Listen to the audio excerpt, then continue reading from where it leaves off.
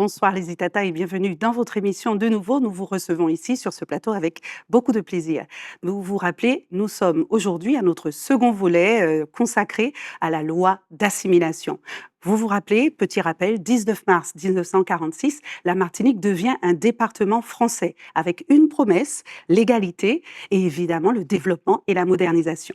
80 ans plus tard, en effet, la Martinique connaît, enfin le paysage économique de la Martinique a profondément changé. On est passé des habitations sucrières à tout ce qui est zone commerciale. On peut parler aussi des petites boutiques qu'on a connues avant, aujourd'hui remplacées par de grandes enseignes. Tout ce qui était on parlait aussi de crédits coloniaux. Maintenant, on parle de banques internationales. On va en parler avec nos invités dans un instant. Il s'agissait aussi à l'époque, on parlait de financement d'État. Aujourd'hui, on parle de fonds européens dans les entreprises. Avec nos 4 invités, on va tenter de répondre à la question essentielle, chers Itata, qui est la Martinique a-t-elle réussi à développer son économie ou à faire une économie solide ou a-t-elle développé une économie dépendante? Aujourd'hui, avec eux, nous répondrons donc à cette question et on va tenter d'ausculter la santé réelle de nos entreprises sur notre territoire martiniquais. Merci à vous d'être avec nous ce soir, de nous avoir choisis pour cette soirée. Bonsoir messieurs, merci à vous 4 d'être là, merci de répondre à ces questions. Nos Itata sont à l'écoute. Nous allons commencer avec notre historien que vous connaissez, les Itata, cher monsieur Jean-Louis Fonsa. Merci à vous d'être là. Monsieur Fonsa, j'ai une question toute simple. Avant 1946, l'économie martiniquaise ressemblait à quoi?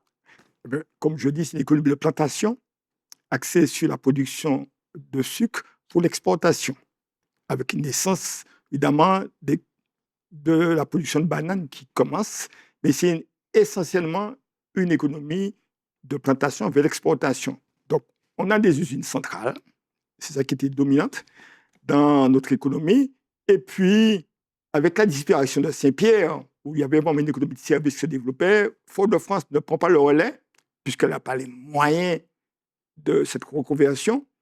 Et on retrouve quoi? Je retrouve quoi? Des petites boutiques, les premières supérettes, et évidemment un artisanat du BTP qui se développe, etc.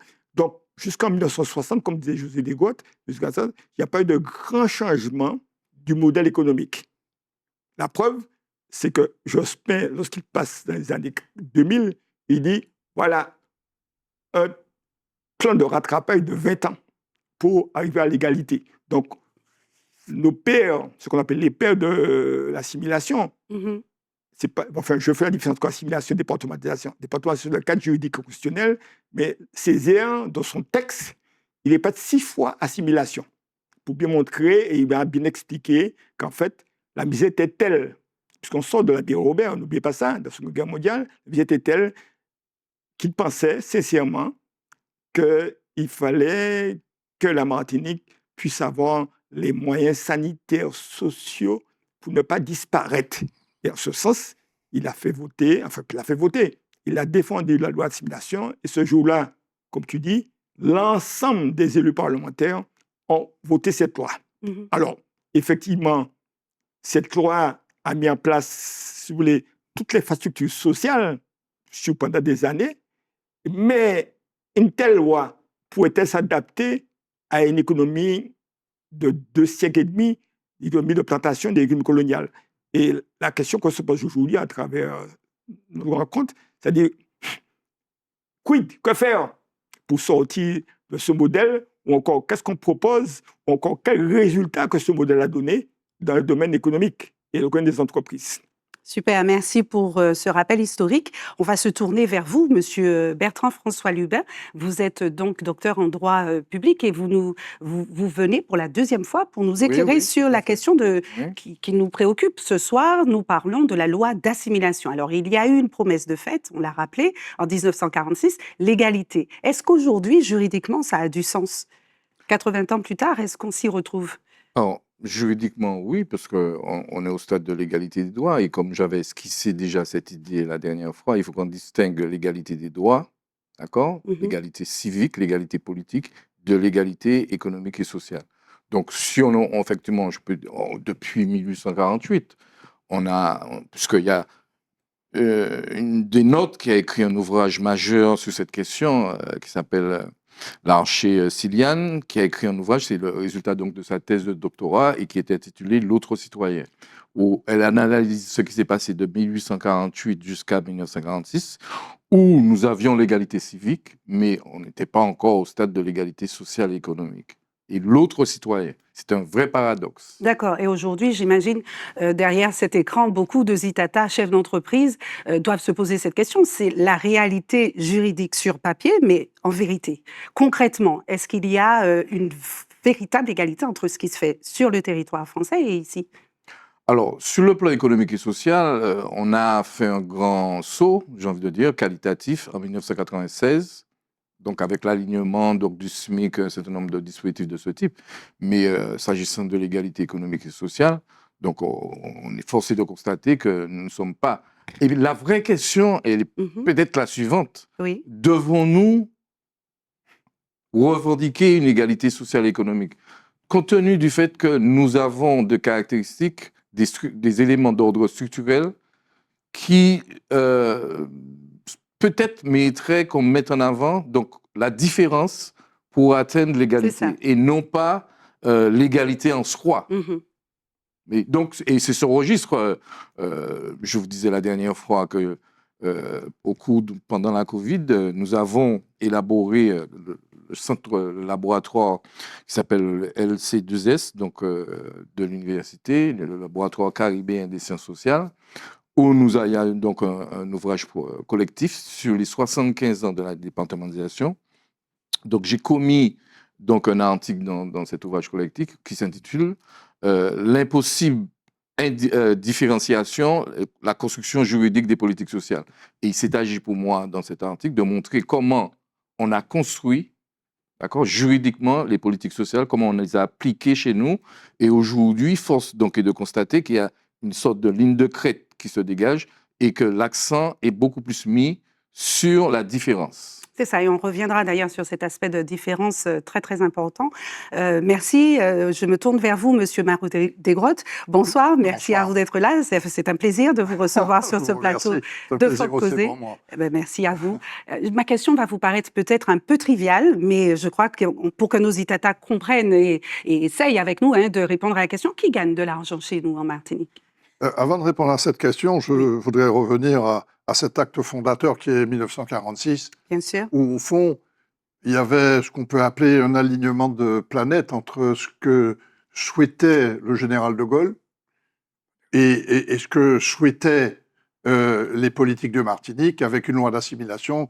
Et de Gaulle voulait un cadre administratif départemental pour s'opposer à la politique américaine qui considérait, peut-être depuis l'amendement Monroe, la doctrine Monroe, que ces territoires étaient de la sphère américaine. Et De Gaulle, qui avait fréquenté les Américains de très près pendant la Deuxième Guerre mondiale, savait à quoi s'en tenir exactement à leur appétit de conquête. Et donc, il a dit, elles seront ces petites îles, ces petites colonies, ces petits départements seront partie intégrante de la France. Et il y a eu un alignement, parce que s'il n'y avait pas une demande locale des politiques, ça ne se serait pas fait.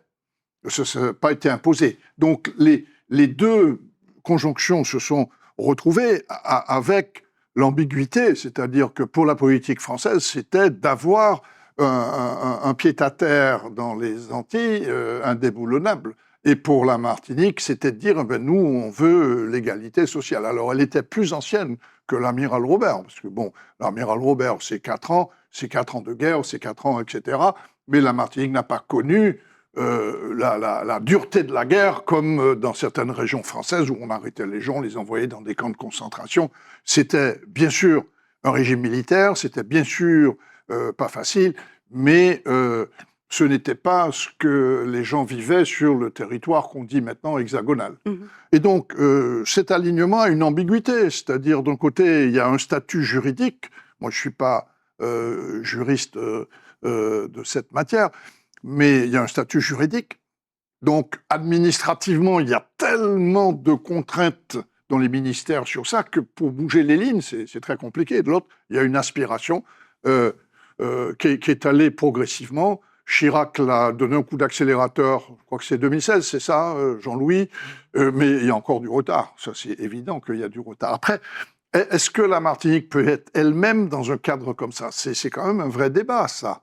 Parce qu'on voit d'autres îles à côté, elles ont leur système. Moi, j'ai été frappé, puisque j'ai été dans plusieurs îles, on peut dire anglophones. J'étais étonné des PIB qui étaient assez proches, ou peut-être même parfois plus élevés que ceux de la Martinique. Barbade. Barbade notamment. Mais à quel prix? À quel prix? Bon. Et donc, on est là dans nos incohérences. Hein. On est là dans nos incohérences. Mais on va aborder d'autres thèmes tout à l'heure pour dire, mais au fond, après 46, parce que dès la loi de départementalisation, pour moi, l'industrie sucrière qui était là, elle était morte. Elle était morte. Et j'avais lu avec surprise des articles dans Le Progressiste, la signature de Camille Darcière, en disant qu'il faut nationaliser l'industrie sucrière. J'ai dit, mon pauvre, si tu savais, si tu savais. Et ils ont fait l'erreur, à un moment donné, de récupérer la dernière usine à sucre qui restait, pensant peut-être que c'était une richesse inestimable. C'est un gouffre de pertes épouvantable. Maintenant, après, ils sont dans une politique de conserver la sole canière à la Martinique, c'est possible, mais c'est un gouffre énorme. Et la Martinique ne résiste pas. C'est assez curieux, parce que quand on prend les évolutions des salaires, en 1946, on avait à peu près le salaire de Sainte-Lucie. En 1960, on avait à peu près le salaire de Sainte-Lucie. C'est-à-dire que rien n'avait bougé. Jean-Louis l'a dit tout à l'heure, en 14 ans, rien. Maintenant, si, on ne peut pas dire que rien, puisqu'il y a eu des installations de la sécurité sociale, de la CAF, de tout ça, qui sont venus distribuer des sommes. Mais les gens avaient un salaire de misère comme en 46. Mais à partir de 60, quand Debré est arrivé au poste de Premier ministre, il a donné un coup d'accélérateur à ça. Il y a eu plein de lois, on ne va pas revenir là-dessus. Et la Martinique a décollé. Elle a connu son vrai décollage à ce moment-là. Et les salaires en Martinique ont progressé, se sont complètement détachés de ceux de notre voisin immédiat, le Sainte-Lucie. Très bien. Et la réponse à ma question, monsieur Oui, Martin. Alors, qui gagne véritablement de l'argent aujourd'hui en Martinique?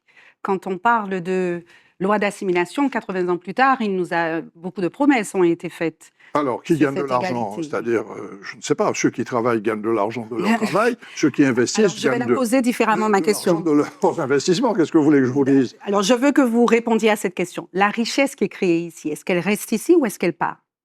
Alors, il y a une richesse qui part, il y a une richesse qui reste. Parce que ici... Non, mais si vous prenez quand même, parce que la raffinerie, c'est pas une économie locale. L'EDF, c'est pas une économie locale. Total Energy, c'est pas une économie locale. Le GFA, le AXA, les assurances, les banques et tout ça, ce sont des économies nationales qui ont investi sur des territoires. Et bien sûr, quand moi j'ai été frappé, je fais des opérations pour des groupes financiers qui interviennent aux Antilles. J'étais frappé du montant des dividendes qu'ils se distribuaient. Frappé. C'était énorme. Je n'ai aucun client, aucun groupe, même des groupes, ce qu'on appelle ici les gros mordants, ne distribuent des dividendes de ce montant. Et donc, ils viennent, ils investissent dans des secteurs. Nous, on n'a pas les moyens. On n'a pas les moyens à un moment, la CGM était en vente. Elle était en vente. On a fait une data room à Paris. Je suis allé dans la data room avec des investisseurs. Mais je leur ai dit, les gars, vous plaisantez, c'est au-dessus de vos forces. C'est au-dessus de vos forces. Donc, M. Saadé a repris la CMA-CGM, Air France, Air Caraïbes. Enfin, vous avez tout un pan de l'économie qui viennent d'entreprises nationales. Vous ne les voyez jamais au tribunal de commerce. Monsieur Marot-Desgrottes, je vous interromps 2 secondes. Là, vous faites mention de grosses entreprises nationales. Oui, mais c'est elles qui travaillent en Martinique. Parlons un peu des entreprises, parce que nous savons que le tissu économique est fait de TPE, de beaucoup de petites entreprises. Alors, ces petites entreprises, alors si vous permettez, je vais revenir vers vous, puisque je n'ai pas encore présenté notre 4e invité, monsieur Alain Miroite, merci à vous d'être là. Et vous êtes donc administrateur judiciaire.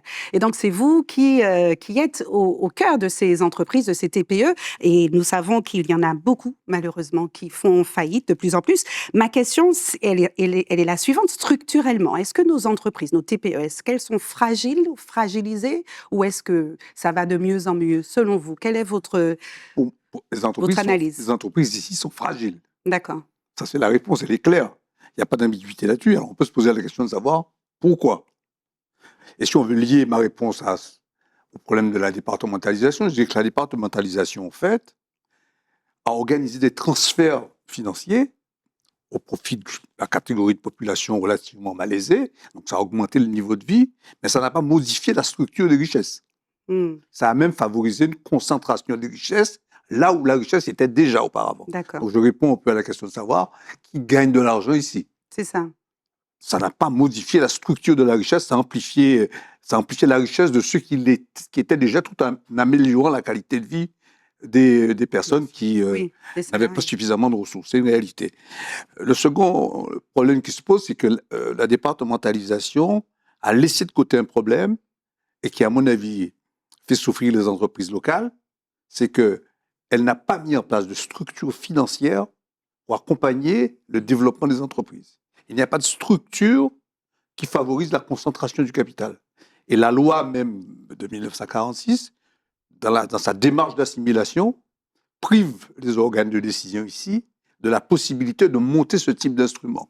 Vous voyez, donc on n'a pas d'instrument ici qui favorise la concentration du capital pour développer les entreprises. Donc, vous avez des entreprises qui vivotent en faisant des investissements sur leur épargne, mais c'est jamais suffisant pour atteindre un niveau d'investissement qui permette de faire ce que M. Mao-Desgros disait tout à l'heure, intervenir lourdement sur des investissements qui permettent de concentrer de la richesse. C'est la raison pour laquelle, quand vous avez un gros investissement à faire chez nous, il ne pourra jamais être fait par une entreprise d'ici, il le sera toujours par une entreprise métropolitaine, même européenne. Mieux, je prends l'exemple récent, c'est l'exemple des Antilles. Ou américaine, hein. Ou américaine. Ou américaine, mais en tout cas extérieure à ici, Extérieur. qui a une capacité à concentrer du capital davantage que nous, parce que nous, la loi de départementalisation ne nous a pas donné les moyens de le faire. Même si ici, il y a des gens qui pourraient, mais on n'a pas de capacité de concentration du capital. L'exemple le plus évident, c'est l'exemple d'Air Antilles. Vous voyez, tout le monde ici dit que Air Antilles est utile. Il n'y a personne qui va vous dire qu'il ne faut pas une deuxième compagnie aérienne en concurrence avec Air France. Tout le monde est d'accord pour dire de manière unanime qu'il faut une deuxième compagnie.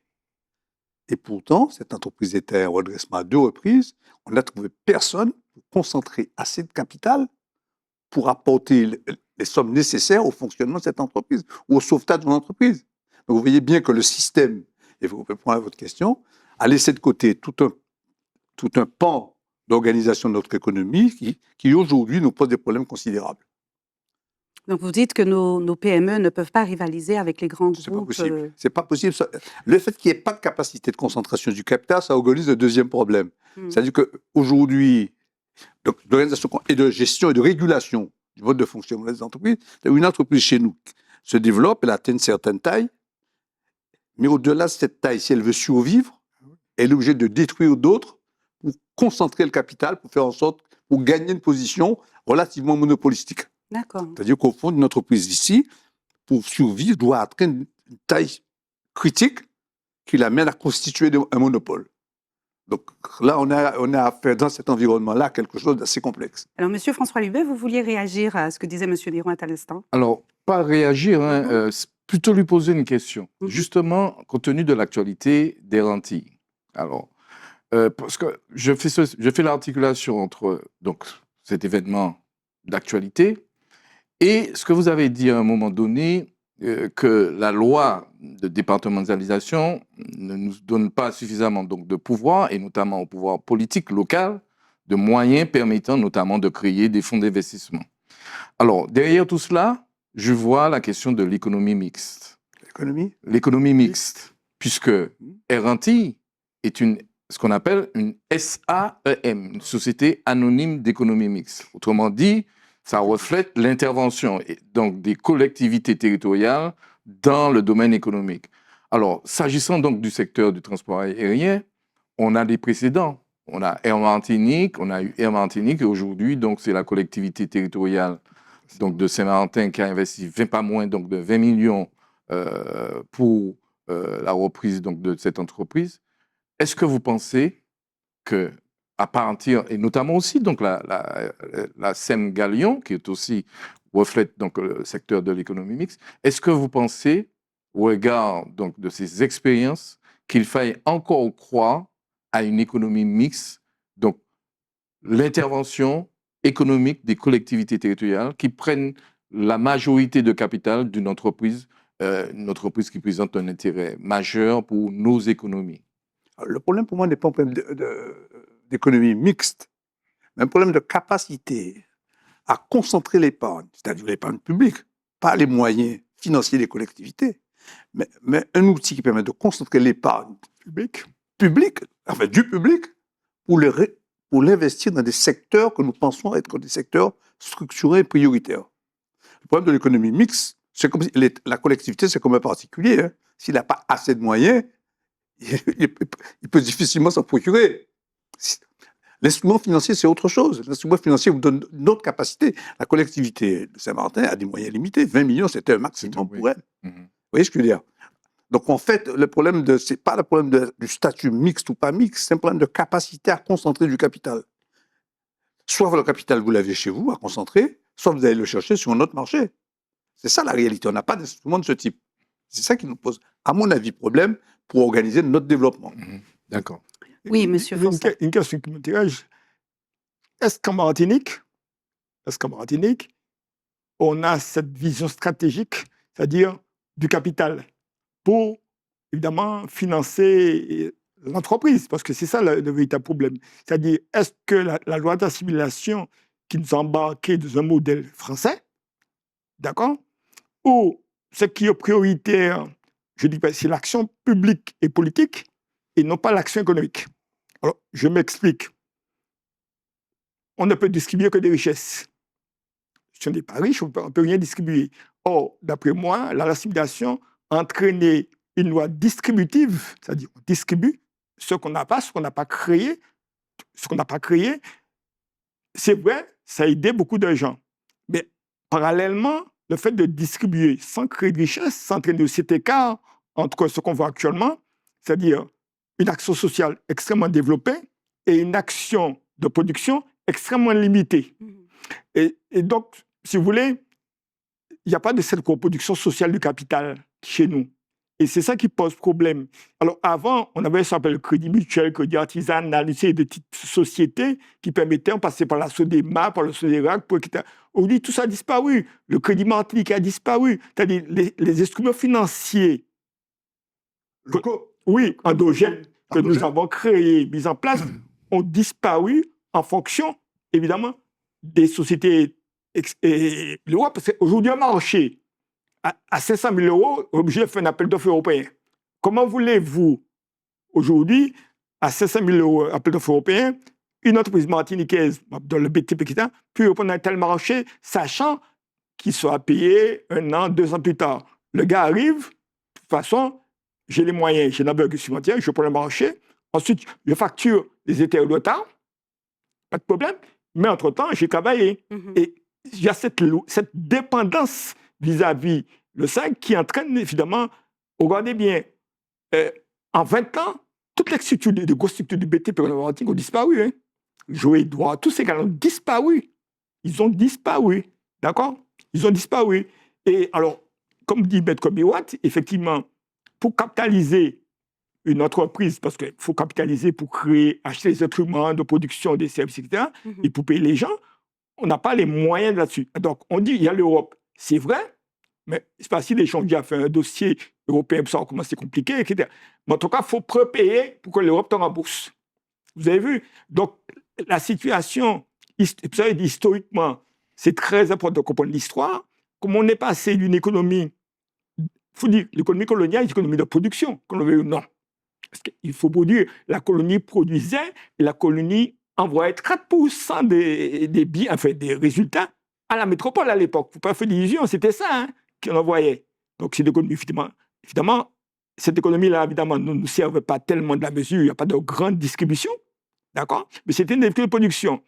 Aujourd'hui, on n'a plus une économie de production. Enfin, la production au sens strict qu'on la voyait à l'époque, production, c'est-à-dire agriculture, industrie, etc. On a une économie de services, d'accord, qui tourne autour de quoi? Eh bien, des transferts sociaux, c'est vrai. Vous imaginez, en 2025, la Martinique a été le 5e pays qui a le plus d'immatriculation de voitures dans le monde. Par habitant, hein. Hein, par habitant, oui. Ah, non. Évidemment, par habitant. Ouais. D'accord? Vous imaginez. Donc, essayez de ça veut dire que quoi? Le transport ne marche pas, le public ne marche pas, c'est ce que ça veut dire. Chaque fois que vous en l'auto, j'ai rencontré des gens qui me disent je vous fais travailler en France pour le SPIG. Pourquoi? J'ai un logement social, 400-500 euros, j'ai un transport collectif qui fonctionne très bien, et j'ai une carte de transport pour mes enfants, l'école est à côté. Si je travaille en Martinique pour le SPIG, il me faut acheter une voiture, Ah ouais. il vous faut aller au supermarché. Vous avez vu le raisonnement des gens. Les gens ont un raisonnement, je dirais, plus intelligent que nous. C'est-à-dire au sens, ils savent gérer, ils voient bien la différence. Tu as vu? Et c'est ça notre problème. C'est ça le problème de la loi de l'assimilation. C'est, on a pensé l'égalité sociale, Oui. d'accord? Mais on n'a pas pensé, évidemment, comment organiser cette production pour que l'égalité sociale soit le résultat d'une production. Même si on a accompagné pendant des années, c'est pas ça le problème. Mais c'est ça, pour moi, c'est ça qui, historiquement, m'interpelle. D'accord. Alors, la question, elle est pour vous quatre. Si j'entends ce que vous dites,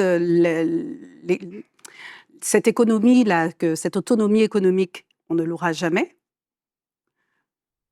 Est-ce que c'est possible dans notre histoire un jour qu'on atteigne cette autonomie économique ou pas? Et autre chose, est-ce qu'il s'agit d'un manque de pouvoir ou un manque de moyens si on ne l'atteint pas aujourd'hui? Moi, je ne dirais pas jamais. D'accord. Parce qu'il faut voir l'histoire de la loi de 46. Mhm. La loi de 46 a répondu de 46 à, je ne me rappelle plus quelle année, à des besoins qui étaient réels, qu'il fallait satisfaire. Le transfert en masse des sommes qui étaient envoyées depuis la métropole, c'était nécessaire à l'époque. Le problème, c'est que ce transfert a eu un impact sur l'économie. Elle a tertiarisé l'économie, elle a réduit le rôle de la production, et aujourd'hui, on arrive en 2026. Je pense qu'on arrive à la limite de la loi de 46 aujourd'hui, dans le principe d'assimilation, etc. C'est pourquoi j'ai dit une fois que l'assimilation aujourd'hui, c'est fini. Il faut penser à autre chose. Je pense que tout le monde a accepté ce principe, y compris la métropole, puisque Oui. la Constitution a été modifiée en 2003, 2003, oui, tout à fait. pour permettre aux législateurs de faire passer des lois qui ne passaient pas à cause de la Constitution. Et ensuite, ils ont fait encore une nouvelle modification en 2008, je crois, c'est ça, hein? Ouais. Constitutionnaliste. Oui. En 2008, Au tout Congrès, ça pour pour permettre à des lois de passer des lois qui ne passaient pas, Mhm. pour permettre donc de franchir cette espèce de barrière constitutionnelle. C'est ça. Et en ce faisant, ils ont éliminé à peu près la différence qu'il y avait entre 73 et 74.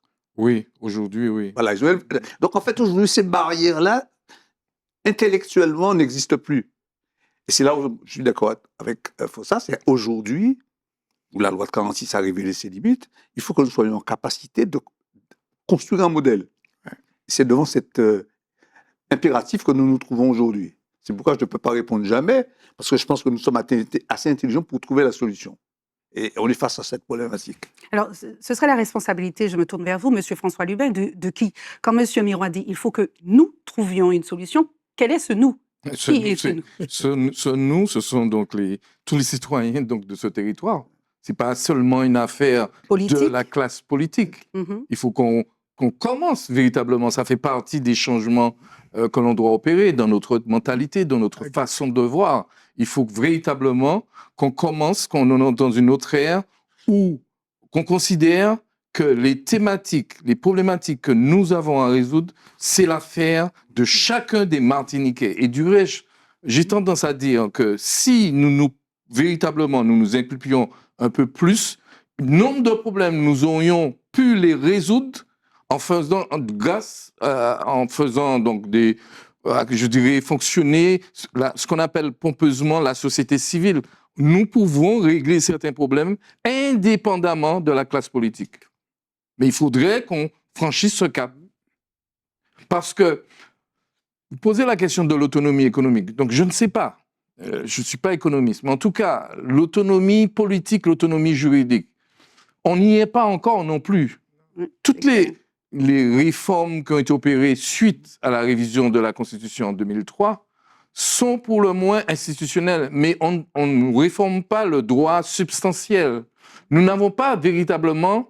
Alors, c'est vrai que c'est ce que nos élus ont décidé lors du dernier congrès en revendiquant un pouvoir réglementaire autonome.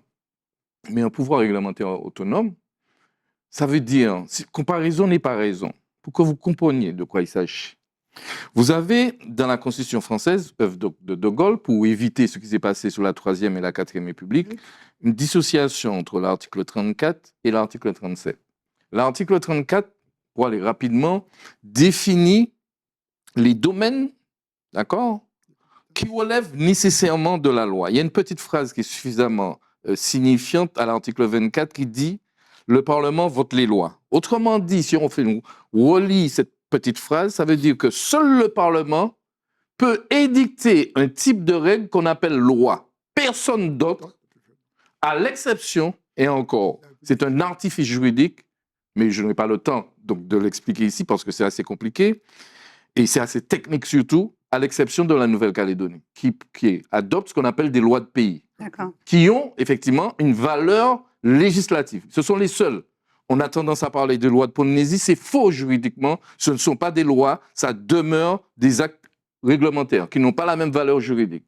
Donc, l'article 37 définit le pouvoir réglementaire. Autrement dit, tout ce que le gouvernement peut adopter comme règle, indépendamment de la loi. Parce que d'abord, c'est un décret d'application de la loi. Mais il y a un pouvoir réglementaire autonome, c'est l'article 37 alinéa 2, où le gouvernement... Alors, je vais prendre un exemple très simple.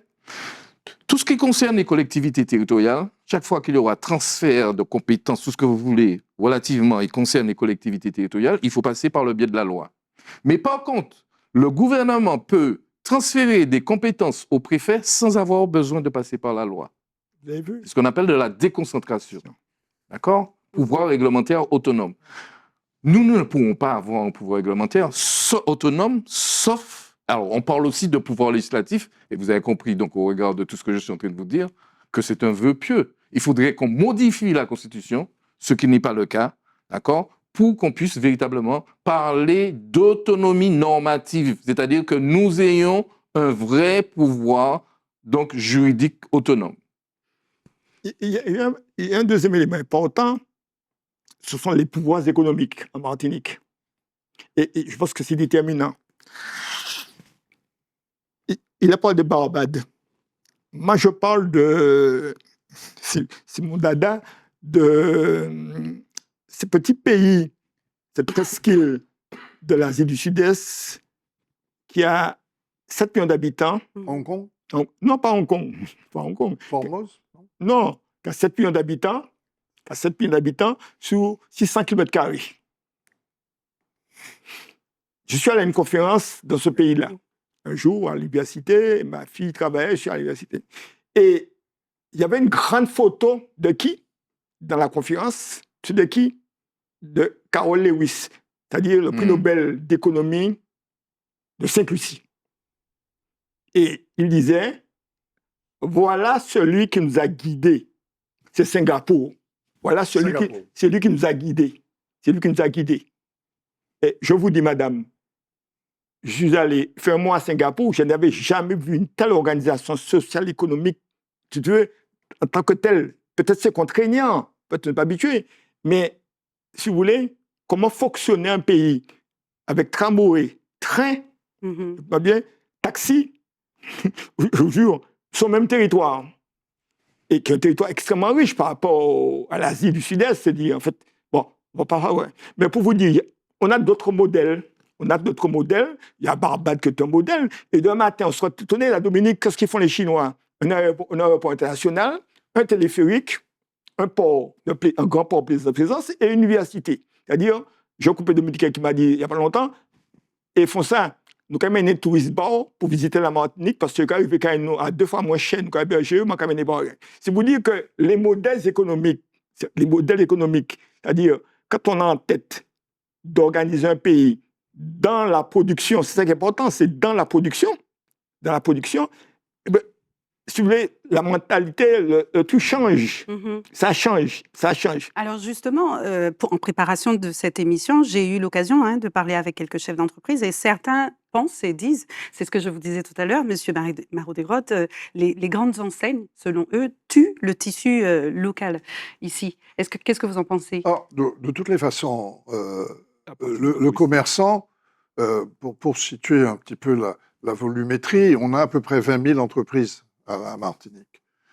Il y en a quelques-unes qui sont soumises au contrôle des commissaires aux comptes. C'est les plus importantes.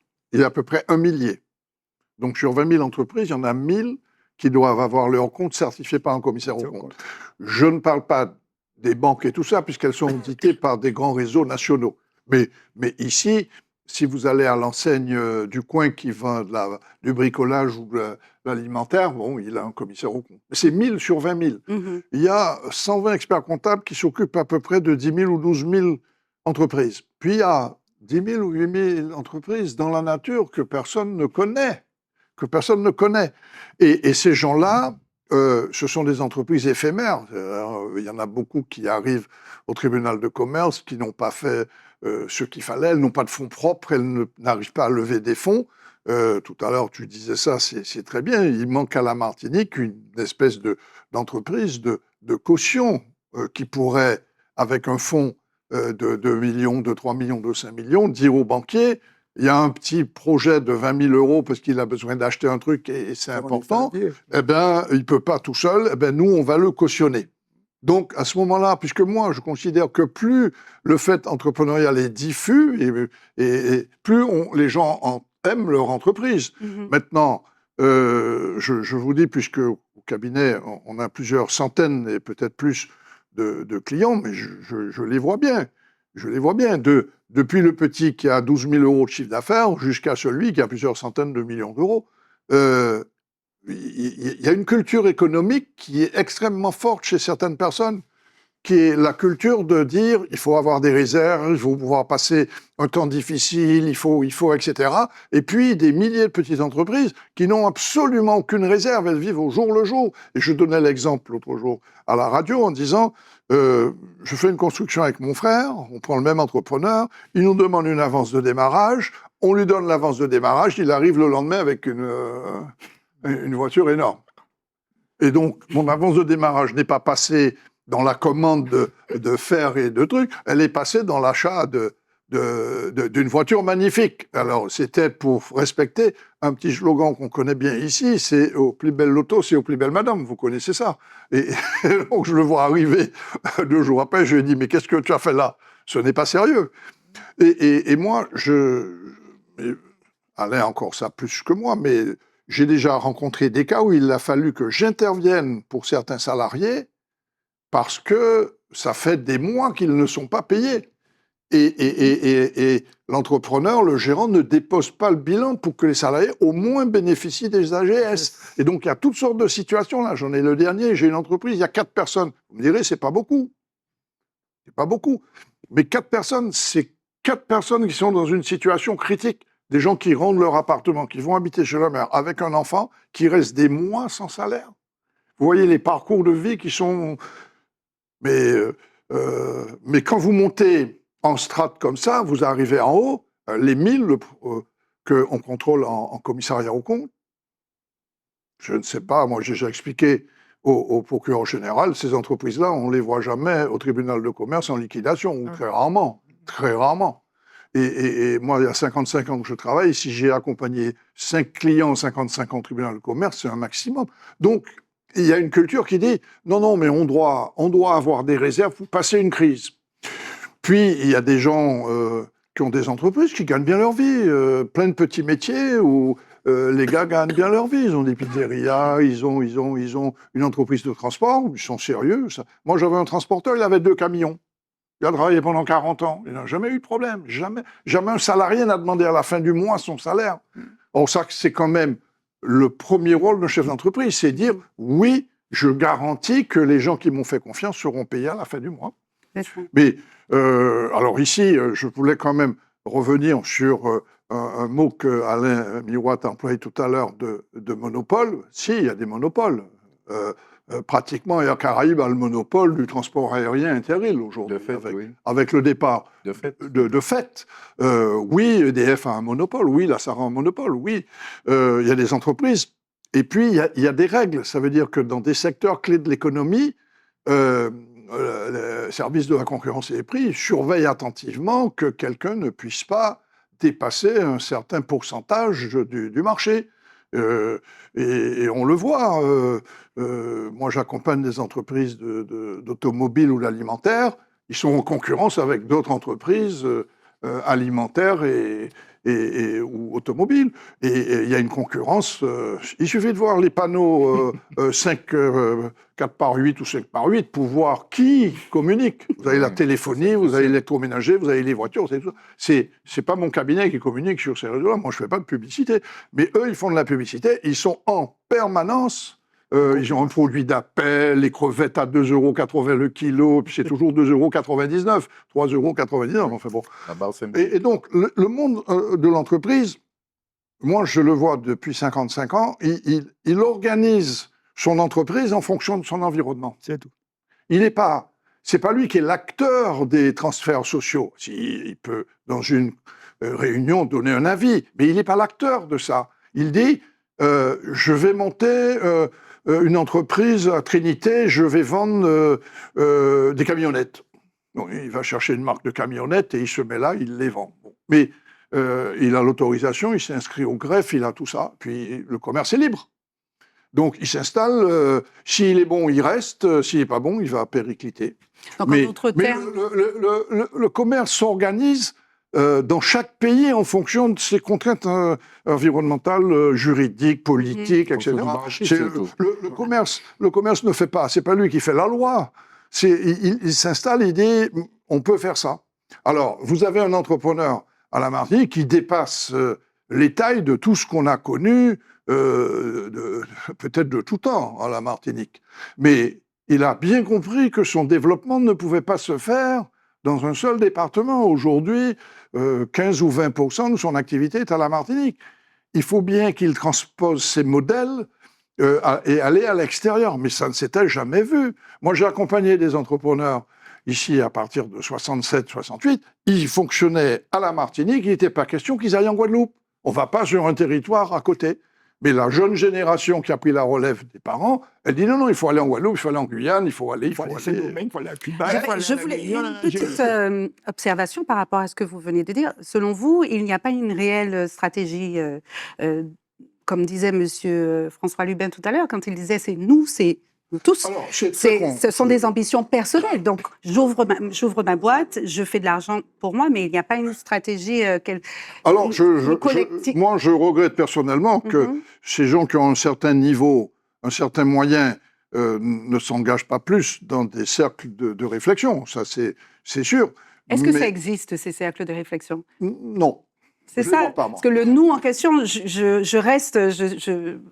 Pardonnez-moi, mais je reste bloquée sur ce nous qui devons agir, mais on agit où, on agit comment? Parce que si chacun est dans son entreprise, dans son bureau... On agit conjointement avec des autorités, une gouvernance du pays. Forcément, on agit avec une gouvernance du pays, mais associée à l'économie. Elle ne peut pas dire « Oh, la gouvernance, elle a une vue extrêmement sociale de ces enjeux. » Mais pas économique. Quand je voyais l'article de M. Darcière, qui était un homme cultivé, intelligent, écrire dans le journal du progressiste qu'il faut nationaliser l'industrie sucrière, j'ai dit, mais t'as rien compris, mon gars. Elle est en perdition. Elle va s'effondrer. Elle ne va pas supporter la concurrence. C'est un modèle qu'ils avaient. On va dire la nationalisation, c'est résoudre un problème. C'est ça. Parce qu'il faut savoir comment c'est sorti. Dans le programme de la résistance du mur en 1844, il était prévu, je vous jure, quand je dis ça, la nationalisation des entreprises du sucre en Martinique. C'était prévu là-dedans. D'ailleurs... Je leur souhaitais bien du courage. Attends. Messieurs, il nous reste 8 minutes d'émission, courtement. Et j'ai un Sablé qui raconte ça dans sa vie. Il dit, j'ai un désigné qui l'interpelle. Comment, Victor, tu as voté la nationalisation des usines de sucre? Alors, Sablé répond, je n'ai pas voté. C'est l'Assemblée qui a voté ça. Mais ça n'a jamais été appliqué. Parce que c'était le modèle, la nationalisation. Mais je pense que le problème aujourd'hui, c'est-à-dire historiquement, entre la loi assimilation, d'accord? Le système français, c'est un système réglementaire. Essentiellement. Avec des normes. Avec des normes. Tandis que les autres systèmes anglo-saxons, chinois, etc., sont des systèmes, je dirais, un peu plus pragmatiques. C'est-à-dire, on s'installe, on développe, on regarde les résultats. Et, Alors, oui, je suis d'accord. ouais, Alors, c'est beau. ce qui fait la différence entre les pays de tradition, je dirais, latine, on va dire pour aller rapidement, donc c'est vrai qu'il y a un certain penchant pour la loi. Ouais. Donc il y a un certain dogmatisme qu'on appelle chez nous le légicentrisme. oui, D'accord? C'est vrai que dans les pays de tradition anglo-saxonne, donc s'inspirer, il y a des questions religieuses, Oui, oui, oui, de ça, la c'est- richesse des nations, donc d'Adam Oui, oui, Smith, oui, on oui, comprend bien cela. D'accord? Donc, animé par. Il y a une dimension culturelle, donc liée à la religion. ouais. Donc, ils sont un peu plus pragmatiques. Mais il y a toujours une dimension juridique. C'est que eux, ils n'attendent pas d'une loi qui a un caractère vertical. Ils ont des rapports horizontaux, donc ils utilisent l'instrument juridique approprié, le contrat. Il y a toujours une dimension juridique, mais c'est le contrat et non pas la loi. Ouais. Le rapport est différent. Vous vouliez Je voulais- réagir, Je voulais allez-y. rajouter quand même, parce que j'ai vécu cette expérience d'un groupe de médecins qui voulaient, à Sainte-Lucie, monter une entité de santé cardiologique pour permettre à des touristes canadiens, américains, qui sont des gens aisés, qui viennent, pour que si jamais il y a un problème, que sur place, ils puissent être soignés. Donc j'avais un médecin qui venait, il a fait plusieurs voyages, et il passait à la Martinique, puis il allait à Sainte-Lucie. Et je lui ai dit, mais ça se passe comment à Sainte-Lucie? Il m'a dit, chaque fois que je vais à Sainte-Lucie, le ministre de la Santé me dit de venir, et il me dit, qu'est-ce qui bloque votre installation? Ici, c'est pas comme ça. On va trouver qu'est-ce qui va bloquer votre installation. Parce que la norme machin, la norme. Chaque fois, il disait, s'il y a un problème, vous me dites, je vais le régler. Il ne demandait que ça. Il y avait une espèce de concertation entre ce projet Malheureusement, économique. messieurs, je dois passer. Vous pouvez. Oui, mais ce que je voulais Promptement, juste, je dois passer à la tribune digitale, oui. mentionner, c'est que le fait que la colonisation française, anglaise, est complètement différente parce que ces pays ont toujours été dirigés selon le principe du self-government. Oui, bien sûr, bien sûr. Bien sûr. D'accord. Donc, là encore, cette Non, dimension, il faut la mettre en mais perspective je pour comprendre. Super. je comprends tout ça. Oui. Et sur ça, on passe, on passe tout de suite à la tribune digitale.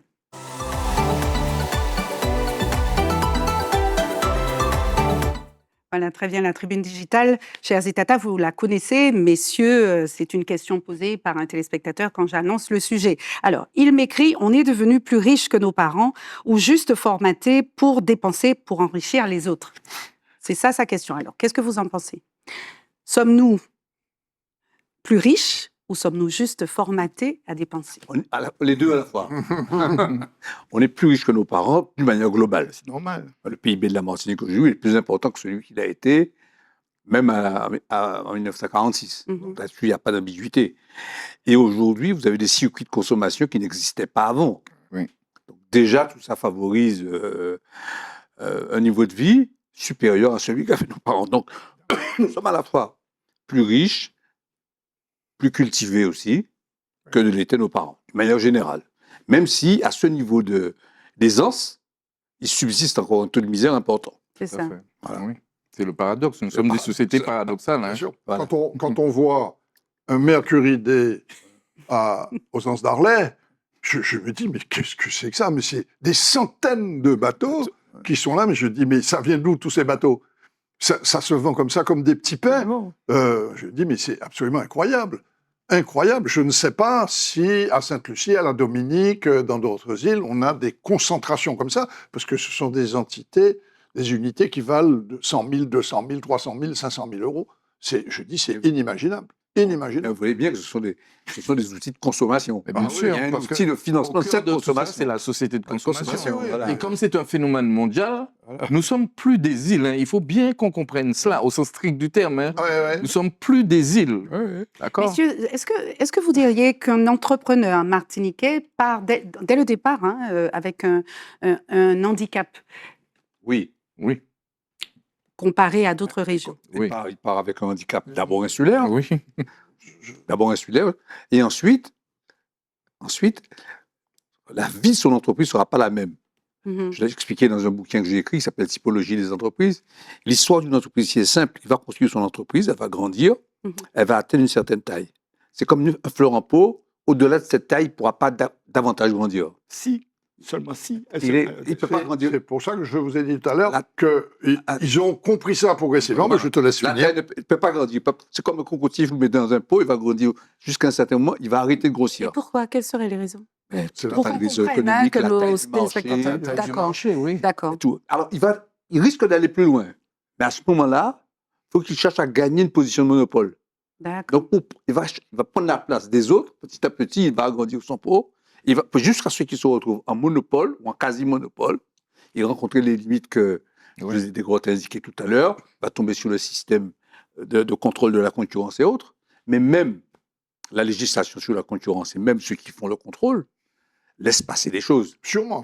Parce que quand vous avez une entreprise qui a une certaine taille, par exemple, Oui. je veux dire, vous prenez On va payer un grosses avocat. entreprises. Très courtement, monsieur Oui, mais je vais Maître pas être Miroir, long. s'il vous Pour les plaît. 3 grosses Mhm. entreprises de même taille, Oui. prendre la distribution par exemple. Vous aviez le Casino, c'est Casino. Ouais. Vous avez Carrefour, vous avez Leclerc. Clair. Bon, vous avez 3 ou 4 entreprises, 3 entreprises. Il y en a une qui disparaît. Les 2 autres veulent prendre celle qui reste. Comment vous faites? Non, mais justement, l'autorité de la concurrence a dit non. Et Mais c'est ce que je dis, mais comment on fait? ils ont bataillé pendant 3 ans à trouver un entrepreneur qui veut venir. On a trouvé un Chinois de la Guyane qui a accepté. Il a serré les conditions pour que lui, il puisse passer. Et il est venu. C'est ça. C'est pas Je plus connais mal. des secteurs dans lesquels... On a un opérateur extérieur qui vient, il Voilà. participe à la Mais j'ai aussi concurrence. connu des secteurs, on a laissé passer parce que ça allait tuer trop d'emplois. ça allait mettre trop Malheureusement, on d'emplois. n'a pas le temps. Un petit peu de conclusion, je lui ai dit ça. Alors, vous allez le dire. Retenez votre pensée 2 secondes, monsieur Fonsa. Désolé.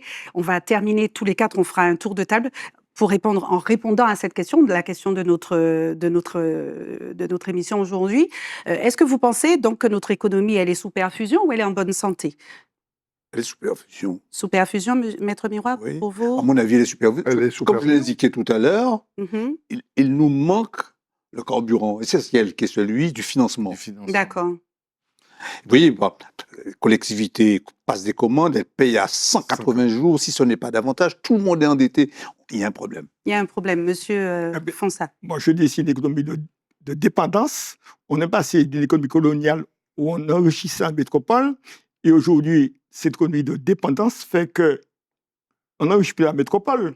On enrichit les groupes, Oui. les autres des grands groupes. Et nous-mêmes, on est incapable de nous développer. Et c'est ça la vraie question aujourd'hui.